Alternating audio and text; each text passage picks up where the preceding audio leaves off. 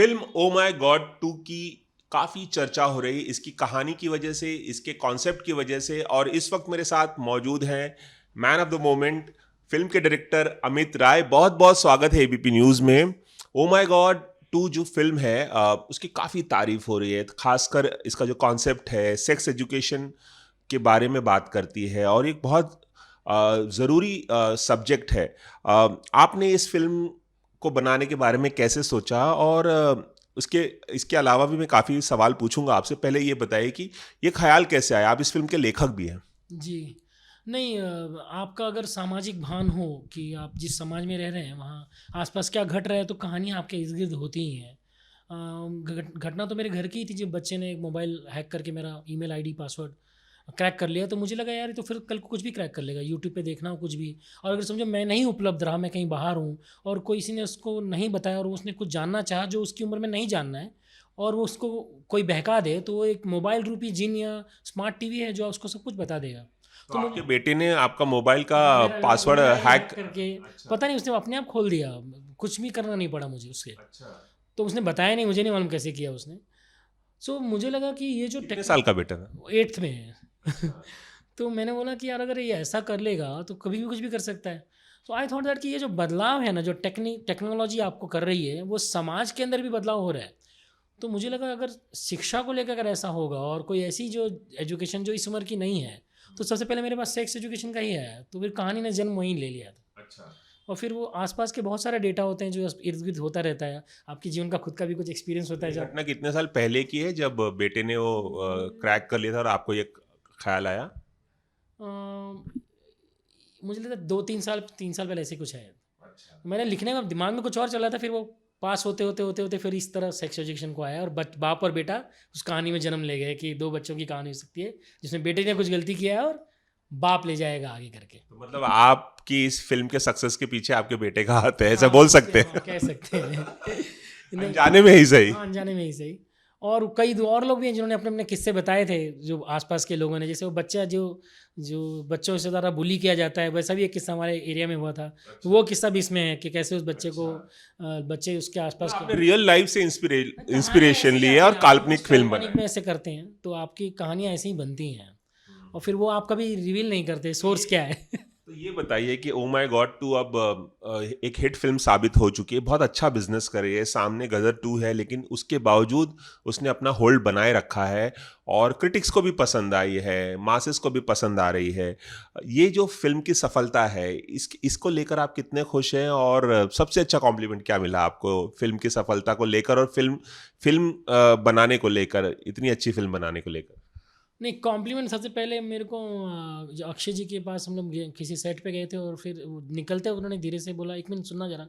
और वैसे गले लगा के उन्होंने बोला कि बहुत बहुत कमाल की फिल्म बनाई है अमित। रिलीज के बाद की बात है? नहीं नहीं, रिलीज़ के पहले जब ख़त्म पहला कट आ गया था, अच्छा, अच्छा, कट देख के उन्होंने हाँ। बोला मुझे कि वो किसी ऐड की शूटिंग कर रहे थे, मैं उनको मिलने गया था कि। हम्म। तो जब उन्होंने गले लगाया तो आप एक्टर को देख के आपने काम वाम किया है, मतलब इतने दिनों से देख रहे हैं और आपका काम आपका निर्माता गले लगा के बोल दे तो एक 100 करोड़ रुपए से ऊपर का वो ये है। तो वो मोमेंट मेरे लिए बड़ा चार्ज मोमेंट था। मैंने बाहर अश्विन जी को बोला कि सर मेरे को बहुत अच्छा लगा जिस तरह उन्होंने रिएक्ट किया है, इस तरह मैंने उनको रिएक्ट होते देखा नहीं जाता।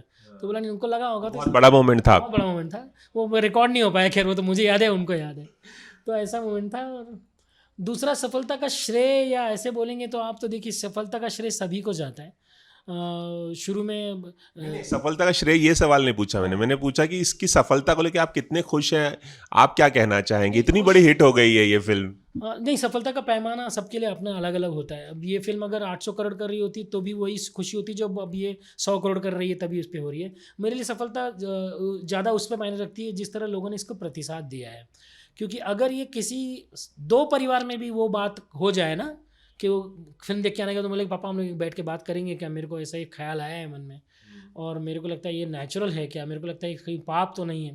या बेटी से माँ बात करे या बाप भी बात कर ले कि पापा मेरे को ऐसा लगता है कि मेरे को ये मेरे बॉडी के अंदर जो चेंज हो रहा है वो हार्मोनल का, मतलब अगर आप खुल के बच्चों से बात कर सकें और जो नॉलेज उनको बाहर कोई ना दे वर्गलाए ना, वो घर में हो जाए ना, अगर दो परिवार में भी हो जाएगा तो भी फिल्म का इंटेंट क्लियर हो जाएगा और उसका मोटिव भी क्लियर हो जाएगा। और यही फिल्म की सफलता है। यही फिल्म की सफलता है, यही फिल्म की सफलता है।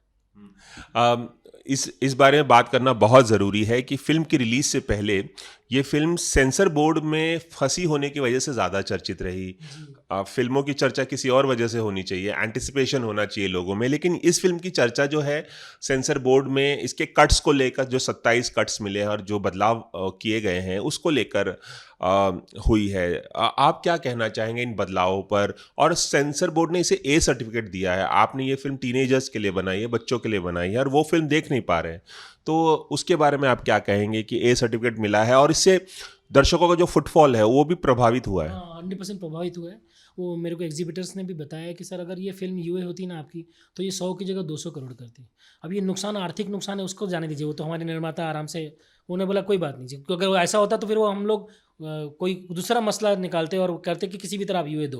वो बहुत सारे रास्ते खुले होते हैं लोगों के लिए, कोर्ट वगैरह जाने। लेकिन हमारे निर्माता इस पे नहीं आधारित, उनका ये इंटेंट ही नहीं था कि इसको हमको 200 करोड़ करना है, 500 करोड़ करना है। उनका ये था कि ये फ़िल्म इंपॉर्टेंट है। बनने के पहले ये तय हो गया था कि ये फ़िल्म इंपॉर्टेंट है।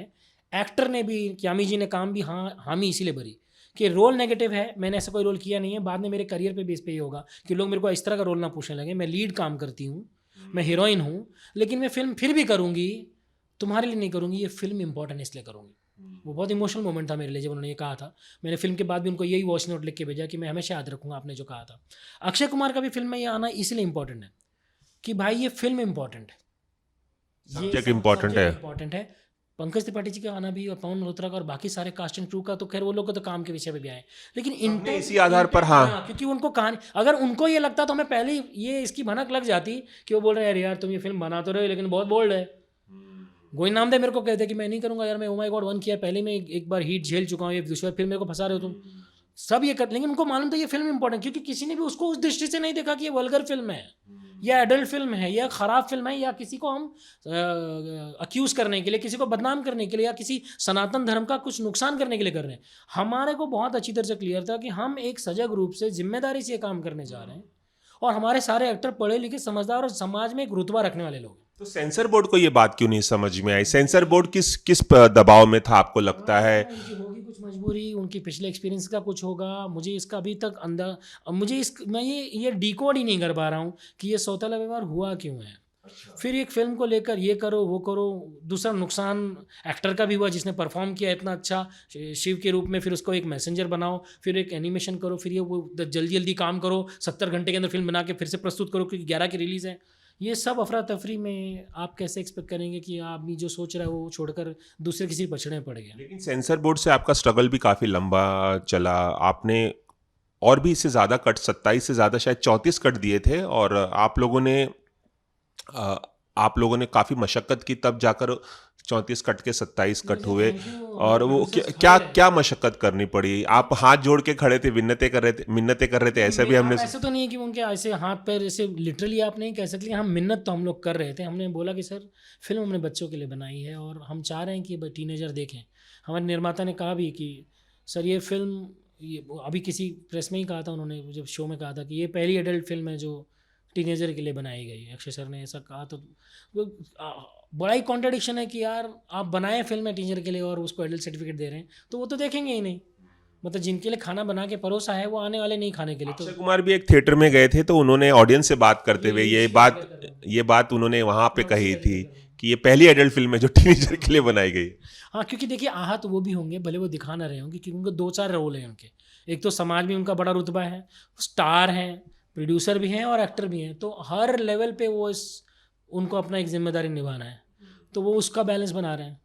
अभी हम लोग भी एक निर्देशक और राइटर, जो पूर्व अनुभव है सेंसर बोर्ड का, जो आदि पुरुष को लेके जो बैकलैश मिला था सेंसर बोर्ड को भी, उस वजह से ज़्यादा वो सतर्क हो गए, सजग हो गए, और उनके मन में ज़्यादा दबाव बना समाज का, और इसीलिए ओ माय गॉड 2 पर इसका असर हुआ। सर फिल्म देखते जो दर्शकों पे असर पड़ा है वो असर आप पे भी पड़ा होगा, मैं ऐसा मान के चल रहा हूँ, क्योंकि आप भी समाज का ही हिस्सा है ना सर। ऐसा तो नहीं ना आपकी समाज के बाहर से इसलिए सेंसर बोर्ड दबाव में आया हो शायद, कि क्योंकि इसके पीछे धर्म की पृष्ठभूमि भी है। फिल्म धार्मिक पृष्ठभूमि पर सेक्स एजुकेशन की बात करती है, इसलिए शायद दबाव आया हो कि सेंसर बोर्ड को फिर से बैकलैश ना मिले, फिर से दबाव ना झेलना पड़े। जो फ्रिंज एलिमेंट होते हैं हमारे समाज के, वो प्रेशर बनाता है कि इस फिल्म को रिलीज ना किया जाए। सेंसर बोर्ड को भी टारगेट किया गया था। अभी भी कर सकते थे कि फिल्म में कुछ बदला तो नहीं हुआ, ऐसा रेवोल्यूशनरी बदलाव तो हुआ नहीं कि आपने पूरा सामान ये निकाल दिया बाहर। आप तो दर्शन देख रहे हैं महाकाल का, अब मैं तो किसी और बताने शहर का नाम नहीं है। शहर का लेकिन अब पूरे भारतवर्ष में कहाँ महाकाल का दर्शन होता है सर? ये तो आप ऐसे कह रहे हैं मैंने साईं बाबा का दर्शन किया, तो पहला बार शिरडी बोलेंगे ना आप सर, इलाहाबाद में तो नहीं बोलेंगे ना सर आप, तो फिर कमाल की बात है। देखिए कैसा है, मुझे क्या लगता है कि मैं ये बात पूरी तरह से सहानुभूति से ले रहा हूँ कि उनकी मजबूरी रही होगी, पिछला एक्सपीरियंस भी रहा होगा, सब रहा होगा, और हम उसके लिए उसमें नंबर उनको 10 में से 10 दे भी देते हैं। लेकिन आप एक ही स्केल से सब फिल्मों को नहीं मापेंगे ना सर, एक वो तो एक व्यापक दृष्टि तो आपको रखनी पड़ेगी। दूसरा ये भी है कि फिल्म देखकर आपको ये तो समझ में आ गया होगा ना ये फिल्म किसके लिए बनाई गई, आपने उसके पूरे पर्पस को डिफीट कर दिया, तो उससे नुकसान जो हुआ है वो अनेक है सर, वो मैं गिनने के लिए भी बैठा नहीं हूँ यहाँ, अब तो वो हो गया है। लेकिन इसके बाद भी अगर गलती हो जाती है तो उसको हमने सुना है कि अभी भी ये कोशिश जारी है, पहले दिन से जारी है, अभी भी ये कोशिश जारी कि सेंसर बोर्ड जो है वो ए सर्टिफिकेट हटा के यूए, ऐसा संभव है एक बार फिल्म रिलीज हो जाए तो रीसर्टिफिकेशन ऐसा संभव है फिल्म जो रिलीज हो चुकी है जो ऐसा कोई प्रोविजन है? क्योंकि ये तो ऐसा हो गया ना, आपने एक बात कह दी फिर आप रिपीट करके तो वो ऐसा हो जाएगा कि मैंने गलत कहा था। लेकिन मुझे लगता है कि अगर गलती, इट्स वेरी ह्यूमन, गलती हो सकती है किसी से, अगर वो गलती अगर तो अभी आप लोगों को लगता है कि किसी से बात करने के बाद जब भी कोई मैम कोई परिवार लिखता है एक बड़ा सा, उसने तो किसी ने सवेरे एक आर्टिकल लिख के ट्विटर पे पोस्ट किया, मैंने वो भी डाल दिया सवेरे प्रसून जी को, सर आप ये पढ़ लीजिए, ये लोग मेरे खरीदे हुए लोग नहीं। भी आप कोशिश कर रहे हैं कि फिल्म का ए सर्टिफिकेट हटाकर परिवार का भला हो जाएगा, जो परिवार देखना चाहता है ना, अपने बच्चों को दिखाना चाहता है, जो देख के गए वो भी, वो अपने बच्चों को कैसे दिखाएंगे? तो फिर वही होगा, फिर बाद में जब सब कुछ हो जाएगा OTT पे आ जाएगा तो देखेंगे। तो ऐसी सामाजिक फिल्में जो बच्चों के लिए भी हैं वो उनको तो देखना ही चाहिए। फिल्म पर इसका काफ़ी बॉक्स ऑफिस पर असर तो पड़ा ही है इस वजह से, ए सर्टिफिकेट की वजह से। लेकिन एक सवाल मैं और भी पूछना चाहता हूँ कि गदर 2 रिलीज़ हुई है और बहुत बड़ी बॉक्स ऑफिस, किसी को भी अंदाज़ा नहीं था, खुद मेकर्स को भी अंदाज़ा नहीं था कि हो सकता है हिट हो जाए, लेकिन इतनी बड़ी ब्लॉकबस्टर हो जाएगी। क्या आपको लगता है कहीं हाइंडसाइट में कि जब ये फिल्म साथ में रिलीज़ हुई 11 अगस्त को, तो अगर गदर के सामने नहीं रिलीज़ होती और दूसरा एक विंडो मिलता तो ये ज़्यादा दर्शक देखते, उसकी वजह से भी प्रभावित हुआ है? नहीं, मैं नहीं मानता। दर्शक हमारा जो था वो हमारा आया है दर्शक, क्योंकि शुक्रवार से ही हाउसफुल था शो। मैं खुद द्वारा थिएटर में गया हूँ और मैंने प्रतिसाद देखा है, लोगों को ताली विसिल क्लैप करते हुए और हंसते हुए देखा। मैंने हर थिएटर में देखा है, छोटे थिएटर में भी देखा, बड़े थिएटर में भी देखा, तो मुझे उसका प्रतिसाद तो दिख गया है। देखिए कैसा होता कि अगर पहले आते थे रॉकी रानी के साथ आते, बाद में आते तो जवान के साथ आते, पहले आते तो ओमन है हमारे। देखिए हर दिन कोई ना कोई फिल्म है। अभी आपके लिए संघर्ष ना कंपटीशन जैसा है कि आपके पास साउथ इंडियन फिल्में हैं, आपके पास OTT वर्जन्स हैं, आपके पास अलग अलग एप्पल TV, मतलब अनेक वेन्यूज़ खुल गए हैं। आप एक अच्छा सिनेमा बनाएंगे और आपने अगर थिएटर के लिए बनाया है तो आपको संघर्ष करना ही पड़ेगा। फिर उसका मज़ा भी है, बड़े आसानी से मिल गया सफलता, तो फिर क्या मतलब है? आप इतने सब करने के बाद आप थिएटर तक आते हैं ये दिखाने के लिए कि आपकी फिल्म उच्च श्रेणी में गिरती है, तभी ये थिएटर तक आई है। गदर 2, देखिए हमें भी अंदेशा था कि फिल्म चलेगी, कि गदर 1 का इतिहास आपको ही पता है, मुझे ही पता है। हमने तय किया था कि हम वर्सेस करके नहीं आएंगे, नहीं तो हम गाना रिकॉर्ड नहीं करते फिल्म में, वो भी 1 महीना पहले। हम पहले से ही इसीलिए आए थे कि we are coming with you, this is Oh My God 2 plus Jailer plus Gadar 2 plus जो पिछली फिल्म भी चल रही है। तो ओ माई गॉड 1 में तो परेश रावल थे और इस फिल्म में पंकज त्रिपाठी हैं। पंकज त्रिपाठी आपके काफ़ी अच्छे दोस्त भी हैं। हाँ, तो ये रोल रिवर्सल कैसे हुआ कि परेश रावल की जगह, क्योंकि वन ऑफ द प्रोड्यूसर्स तो परेश रावल भी हैं। मुझे लगता है उनका कुछ निहित अपना पर्सनल राय होगा फिल्म को लेकर, जो वो करना चाहते हैं नहीं, और वो एज अ प्रोड्यूसर उन्होंने तय किया होगा, शायद वो कुछ और करना चाहते हो गुड गॉड के रूप में, और ये करना चाह रहे थे ये फिल्म। तो सभी लोग जॉइंट प्रोड्यूसर हैं, वाईकॉम भी है, ये भी है, तो जिनको लगा ये फिल्म रेडी है मेरे पास तो उन्होंने वो किया है। हो सकता है कल को परेश भाई को फिल्म करें तो वो ओ माई गॉड 3 भी बनाने की प्लान कर रहे हैं आप? नहीं, मैं ऐसा मतलब ऐसा में नहीं, कि सफलता के बाद तो ऐसा अक्सर होता है। नहीं, मेरे ओ माई गॉड 1 सफल हुई थी तो 2 बनी, अब 2 सफल हुई तो 3 बनेगी फ्रैंचाइज। तो जितना बड़ा ब्रांड है उतनी जिम्मेदारी भी है, और उसके लिए आपके पास कोई आइडिया है? नहीं, अभी तो मेरे पास कुछ नहीं है, लेकिन ये बहुत, जैसा मैंने कहा कि बहुत बड़ा ब्रांड हो गया अब। तो अब ये गदर के पास जैसे एक तरह ऐसे छाती चौड़ी करके रुका हुआ है वो, तो ये बहुत बड़ा ब्रांड है ये, और अब जितना बड़ा ब्रांड है तो उतनी बड़ी जिम्मेदारी जैसे हम मुझ पर आएगी वैसे वो प्रोड्यूसर्स पे भी आती है। एक सवाल मैं और ज़रूर पूछना चाहूँगा कि ओ माई गॉड 2 की जो स्क्रिप्ट है आप कई प्रोडक्शन हाउस के पास लेकर गए थे, तकरीबन 9 प्रोडक्शन हाउस के पास गए थे और सभी ने रिजेक्ट कर दिया, और फिर आप अक्षय कुमार के पास आए और उन्होंने तो आशुतोष गोवारिकर और करण जौहर का प्रोडक्शन हाउस भी उसमें है, ऐसा हमने पढ़ा है। नहीं देखिए, मैंने ये किसी को जब कहा था तो मैंने इस तरह से नहीं कहा था। वो बहुत टेंजेंट विचार था कि मैं किसके किसके पास गया था, और वो रिजेक्ट वर्ड सही शब्द नहीं होगा, वो उनके पैरामीटर पे नहीं बैठता होगा, उनके प्रोडक्शन हाउस के सो कॉल्ड पैरामीटर पे। कि जैसे अगर राम गोपाल वर्मा सत्या बना रहे हैं तो वो चांदी ऐसी फिल्म कभी नहीं बनाए, यश चोपड़ा फिर कभी सत्या ऐसी फिल्म नहीं बनाए। हर एक आदमी का, मेकर का अपना एक दृष्टिकोण होता है फिल्म को लेकर, वो व्यापक होता है, कभी कभी शकीन होता है, कभी कभी बहुत खुला होता है। कई कई मेकर ऐसे होते हैं जो बहुत सारी फिल्में एक जैसी बनाते हैं, मतलब प्रियदर्शन जी वो गर्दिश भी बनाते हैं तो फिर साथ में वो हेरा फेरी भी बनाते हैं, वो प्रोलिफिक फिल्म मेकर हैं। तो आपको कोई शिकायत नहीं है जितने भी प्रोडक्शन और जितने भी बड़े प्रोड्यूसर्स ने? कारवां जिसने लीड करना था उन्होंने लीड कर लिया, उनका सामाजिक भान सजग था तो उन्होंने बोला मैं ये करता हूँ। उनको अपने बिजनेस मॉड्यूल में या प्रोडक्शन हाउस के मॉड्यूल में ये फिल्म बैठती हुई नजर नहीं आई तो उन्होंने पास ऑन कर दिया। मैं रिजेक्शन से ज़्यादा पास ऑन शब्द ज़्यादा इस्तेमाल करूँगा कि तो आपने 2010 में रोड टू संगम बनाई थी और उसके 13 साल बाद रिलीज हुई है ओ माय गॉड 2। काफी लंबा अंतराल लिया आपने, अब अगली फिल्म के लिए हमें और 13 साल। अंतराल मैंने लिया नहीं, अंतराल इसलिए हुआ क्योंकि काम नहीं मिला इसलिए नहीं लिया। तो नहीं, अगर काम मिलेगा तो कोई भी आदमी घर क्यों बैठना चाहेगा। और बीच में एक और फिल्म मैंने बनाई थी, अभी होगी रिलीज़, वो अभी रिलीज़ नहीं हुई है। कौन सी? उसका नाम iPad है, वो अभी होगी रिलीज़।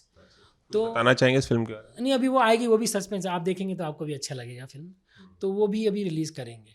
तो संघर्ष सभी का जारी ही है, मतलब ये आनंद लेते हुए कह रहा हूँ मैं। आपके संघर्ष के सफर की का जो सफर रहा है उसकी एक खास बात ये भी है कि आप फिल्में देखने जाते थे एक पत्रकार दोस्त के साथ और फ्री में फिल्में देखते थे और इस तरह से आपने ऐसे सैकड़ों फिल्में देखी है, उसके बारे में कुछ बताना चाहें? नहीं बोल सकता हूँ मैंने 500 फिल्में देखी होंगी, मतलब इन पिछले एक दशक में मैंने अपने इन पत्रकार मित्र के साथ कि जब भी वो फिल्म देखने जाएं, क्योंकि आप तभी ऐसे हालत में कि आप हर हफ्ते एक फिल्म देख लें आप, तो चलो यार ये फिल्म देखनी, मुझे कैसे भी दिखा दो यार। तो प्रेस शो मैंने बहुत देखा है, मतलब मैं धन्यवाद देता हूँ प्रेस शो का कि इन पत्रकारों का जिन्होंने मेरा ज्ञान फिल्मों के थ्रू इस तरह दिया है मुझे।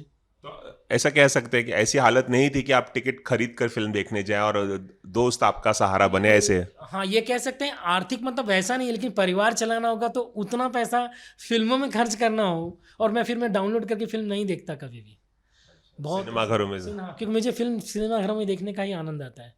तो और आपकी आंखों में सिनेमा के प्रति जो जुनून है वो देखने को मिलता है। ओ माय गॉड 2 की सफलता पर बहुत बहुत बधाई, और आप इतना लंबा अंतराल ना ले अगली फिल्म बनाने के लिए, जल्दी से आप जल्दी फिल्में बनाएं और इसी तरह से मनोरंजक भी फिल्में बनाएं, सामाजिक विषय को लेकर भी बनाएं, सामाजिक संदेश देने वाली। एबीपी न्यूज़ से खास बातचीत करने के लिए बहुत बहुत शुक्रिया। धन्यवाद, थैंक यू। कैमरामैन प्रकाश पाटिल के साथ रवि जैन, एबीपी न्यूज़, मुंबई।